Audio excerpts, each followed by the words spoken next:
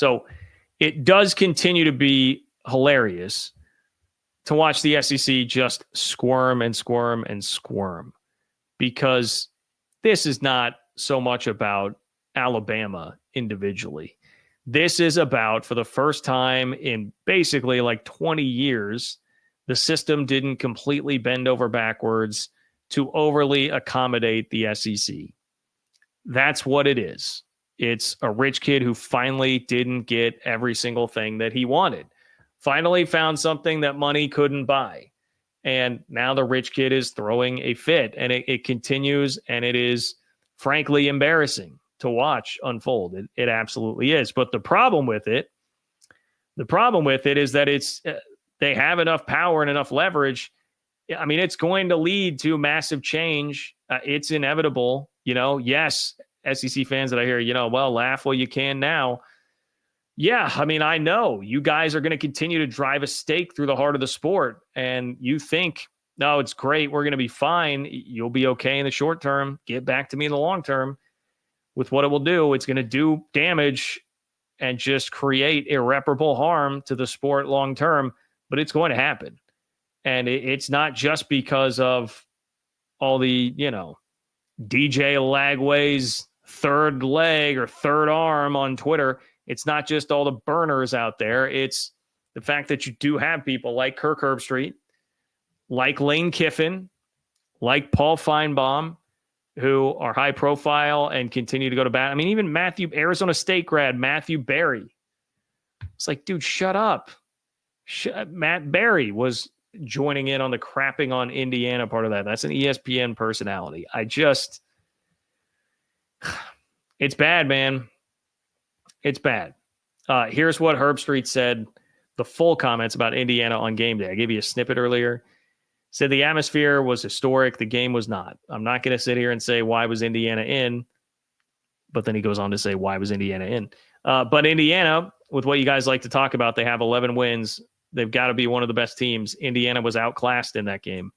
It was not a team that should have been on the field when you consider other teams that could have been there. It's no knock on Indiana. They had a great year. But we've got to move forward with the playoff and hope the committee does a better job of weighing who the best 12 are versus who's the most deserving. Because by golly, they got 11 wins. They didn't beat anybody. They got 11 wins. That's a bunch of BS. We need to find the best teams. And last night was incredibly evident just standing on that field and watching the game the way it played out. Boy, it should not be just me. Again, if you take that logic, which everybody, get the best 12, get the best 12. What you're talking about is getting the most talented 12 teams in, which renders playing the games meaningless. And that is the problem with that take. You need a balance. And here's the deal. There was a 2-game difference. And well, you can complain until the cows come home about who Indiana's wins were against. They did not have 2 dreadful losses like what Alabama had. So it's a 2-loss difference. 2 of those losses were gross. The other was to a Tennessee team that just got decleated, plastered, plowed in Columbus in front of 30,000 of their own fans. So I'm sorry, okay? I am sorry, but that is enough of a difference that Indiana earned their way in. And we can't just give a free pass because they've got the SEC patch and Nick Saban used to coach there. That's not how this works. I am sorry that for once they didn't bend over backwards that far for you. I know that it might seem like that was going to happen every single year when last year Nick Saban was still there and you threw yourselves into the playoffs somehow past an unbeaten conference champion from the ACC in Florida State. But it's just not going to happen every single year. Lane Kiffin threw out the same tweet for each of the SMU and not Clemson, Indiana and SMU games, saying, oh, great job, committee. Really keeping us on the edge of our seat here with some barn burners. Threw out the exact same tweet for both games. Then a Go Vols, actively tweeting Go Vols before the Tennessee game, and then crickets. And then total crickets. Complete crickets. Terrible. Lane, I know. I am a Lane Kiffin guy. I enjoy him. I think he brings a really fun element to the sport, but it's pathetic The way he's been using Twitter is pathetic. You lost to Kentucky. You lost to Kentucky and lost 3 SEC games. I'm sorry, that's the end of the discussion. You do not have room to complain at that point. Great, you signed a good portal class. Are we going to just pull up every single year the on-3, the 24/7 top 12 portal classes and throw them in? If so, I guess that's a really good thing for Texas Tech fans because they're killing it in the portal right now. Tech fans, good news. If Lane Kiffin gets his way, you guys have already locked up your playoff spot for next year. You guys have already locked up your playoff spot. So congratulations on that. I mean, Paul Feinbaum, look, we already know he's an SEC shill. He said, so far, the College Football Playoff Selection Committee has given us some blockbusters. Take a bow. Very similar to what Lane was tweeting out there.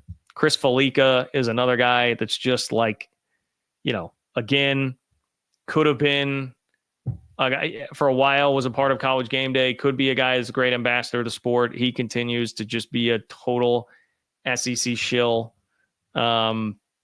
Where was the other chat? I see Josh. So Josh says, you can add J.D. Pickell and Josh Pate as SEC blowhards. I will say this about Josh Pate. One, I mean, he's the most talented guy doing this right now. He is, I think, by far the best guy doing this right now. And while, yes, he is an SEC homer, he's a reasonable one. I do think he cares generally for the greater good of the sport. I do think he generally respects the rest of the sport, maybe not as much as those of us who are not in Power 2 country would like. And he certainly has SEC sensibilities, which is understandable. That's where the guy grew up, right? He grew up in Columbus, Georgia. That's what's going to happen. Certainly is a well-sourced guy all across college football, but especially in the SEC. So you're going to get more of that coming through. But I think he's somebody that is at least reasonable.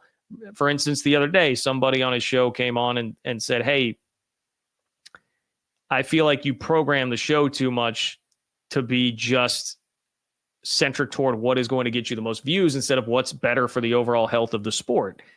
And he actually said, hey, that's fair. I take that into consideration. And that was someone saying that as opposed to, hey, SEC bias. It was like, hey, man, maybe just instead of only talking about the SEC games every single year or every single week and a handful of Big Ten games, maybe try to be a little bit more inclusive on that front just for the good of the sport instead of because I get it, you've got more SEC viewers, more Big Ten viewers, you're going to focus more in on that. And that to me, look, is somebody who does this and knows how much, you do look at metrics and numbers and I'm just saying I respect that about him. I think he is pretty reasonable. So giving you my opinion on one of those two there that I think should avoid some of the wrath.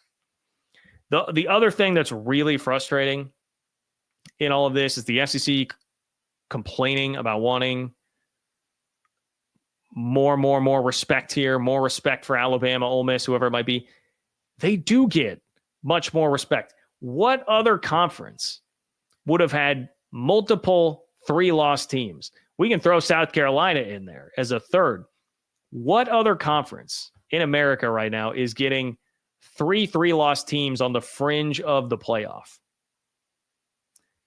Nobody else is getting anywhere near the college football playoff with 3 losses. Maybe Ohio State.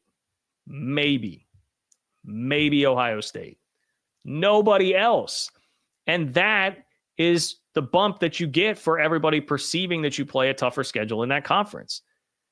You were still considered with 3 losses. And had there not been a slight upset in the ACC championship game, Alabama would have been in with 3 losses. That's because of the respect for the SEC. That's because everybody looks and acknowledges and says, yeah, that is a bit tougher conference. That is the best conference. And I know that'll make some people mad in here on the other side against me. The SEC is the best conference in the country. It just wasn't by a mile this year like SEC fans think it was. But they got a bump from that, and it was the extra consideration that those teams got right on the edge. That's Bama being in front of Miami, right? Bama's in front of Miami because of the respect for the SEC and what the conference is. But you want to take it an extra mile. It's this insatiable greed. No, we need to still be in with 3 losses above just anybody else because of that patch on our chests. That's it. That's it. End of story. It's embarrassing we don't have enough national voices to like really actually stick up here. Now there are some. I will say I was impressed by, well, I mean, like Shahan Jayaraja, I think always does a great job combating the ridiculous SEC stuff. Bud Elliott, actually, Tom Fernelli. Like there were some national, pretty prominent personalities who were definitely seeing through all the ridiculousness and the BS from the SEC on this. But it does feel like some of the most impactful here are big time shills for the SEC. And they're going to, guys, just, you got to accept it. I mean, they're going to bully their way into massive changes. It's going to be either a Super League or just total Big Ten, SEC, AFC, NFC kind of thing, and they square off in that, or just like completely breaking off and becoming a totally different entity. Some form or fashion, it will happen. Maybe lowest on that totem pole will be, the 4 auto bid thing. 4 auto bids, 2 for the ACC and Big 12 maybe, and a 14-team playoff. They're going to bully their way into some of it. They're enough complaining from all these people, and they do have the leverage and the power. It's going to happen, and it's going to continue to make this sport actively worse, but it is what it is, and it will happen. If what you truly want, I am really at a point now where toothpaste is out of the tube on these decisions being made that are very harmful for the sport. Guys like Josh Pate are already forecasting that there are going to be major changes, and love him or hate him, he is very well connected. I'm sure that it's coming. I'm just at a point now where I'm throwing up my hands like, you guys are exhausting. Clearly what you want is for an SEC tournament at the end of the year with maybe a team or two from the Big Ten in there. Maybe this year it probably would have been acceptable for them to have Oregon, Ohio State, and Penn State's like right on the fringe. You get like an SEC Invitational plus Oregon plus Ohio State. Notre Dame, Penn State. Maybe if we're feeling generous. I mean, that's what your SEC fans and your SEC media mafia, that's what they want. And if that's what you want, again, slap an On 3 logo on it, slap a 24/7 Sports logo on it, slap a Rivals logo on it, sponsor it, and go do the damn thing. Just do it. Just do it. And get back to me in 10 years when you've cut out large swaths of the country, interest in the sport dwindles, and you're looking back like, man, what did we do? Just do it. Just do it.